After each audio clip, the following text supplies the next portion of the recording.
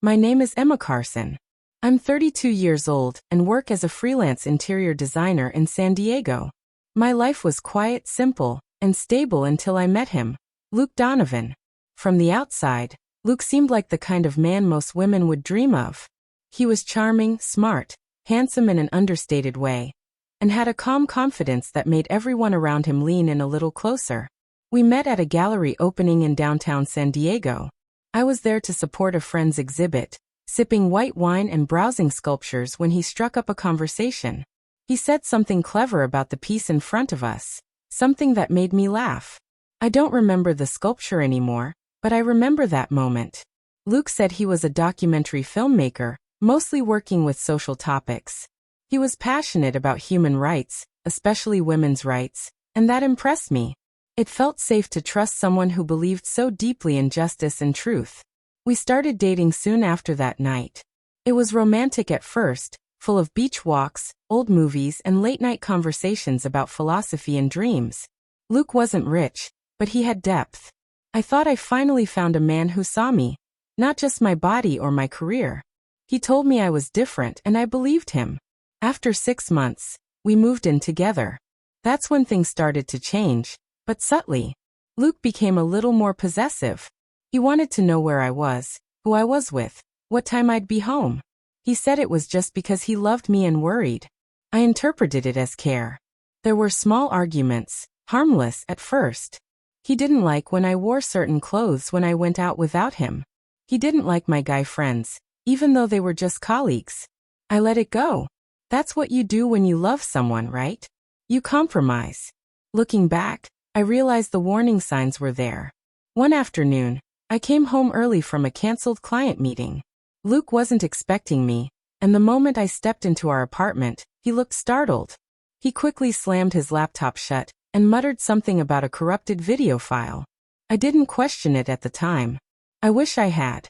A few weeks later, I started to notice something strange with my bedroom mirror. It looked off, like it was newer than the rest of the room. I asked Luke if he'd replaced it, and he shrugged it off. It cracked when I was cleaning, he said. I got a new one. It wasn't until a close friend, Ava, came over and jokingly said, "That mirror looks like it's from one of those hidden camera movies," that my stomach twisted. She laughed, but I didn't. That night, when Luke was at the gym, I inspected the mirror carefully.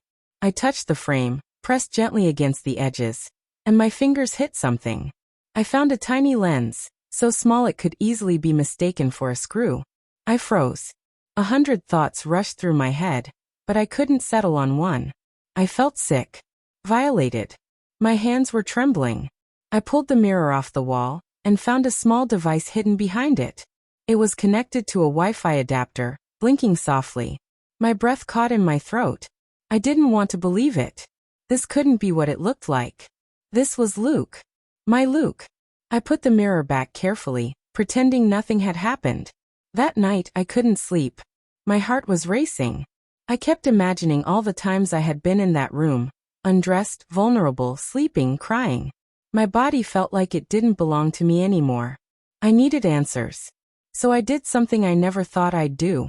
The next day, while Luke was showering, I opened his laptop. It was password protected, but I knew enough to guess it after a few tries. When I got in, I found a hidden folder named Archive. It was buried inside another folder labeled Project Research. There were videos. Dozens of them. Each one had a date. Most were recordings of our bedroom. I couldn't bring myself to watch more than a few seconds. I felt nauseous. This wasn't just a breach of privacy. It was a betrayal so deep I couldn't comprehend it. But that wasn't all. Some of the videos weren't just of me. There was another woman. Blonde. Younger than me. She was in our apartment. On our bed. I didn't understand at first. The timestamps were from days I was out of town. Luke had cheated on me, more than once. And worse, he'd recorded those moments too. Secretly. Without her consent either, I was sure. I backed away from the laptop like it had burned me. I wanted to scream, cry, hit something. But I stayed calm.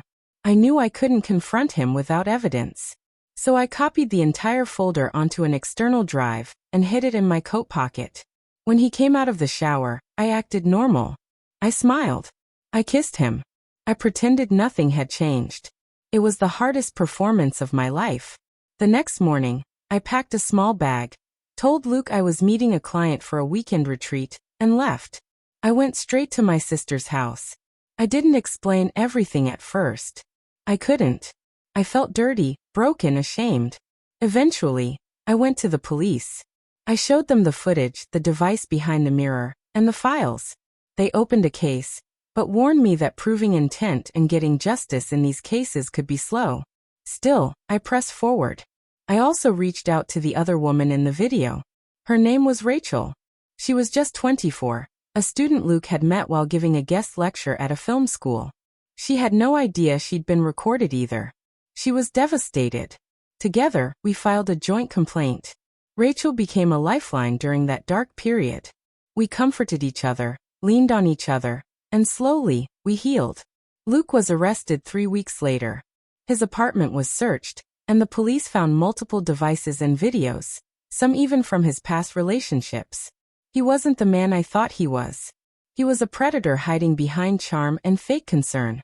During the trial, Luke's defense tried to argue that the recordings were for personal use, and that I had consented because I lived with him. It made my blood boil. But the evidence was too strong, too damning. He was found guilty of multiple charges, including invasion of privacy and non-consensual recording. He received a sentence of 3 years in prison. It wasn't enough, but it was something. After the verdict, I stood outside the courtroom and exhaled for what felt like the first time in months. I wasn't whole yet, but I wasn't powerless either. I had spoken up. I had taken my life back. The road to recovery was long. Therapy helped. So did surrounding myself with people who believed me and supported me. I learned that healing isn't linear. Some days, I still flinch when I see a camera or hear someone say, "Trust me." But I'm stronger now. I rebuilt my career. I started volunteering at a local center that helps victims of digital abuse and stalking. I share my story, not to relive the trauma, but to help others realize they're not alone. Infidelity broke my heart. Betrayal shattered my trust. But survival gave me power. I found out too late, but I still found out. And I didn't let him silence me.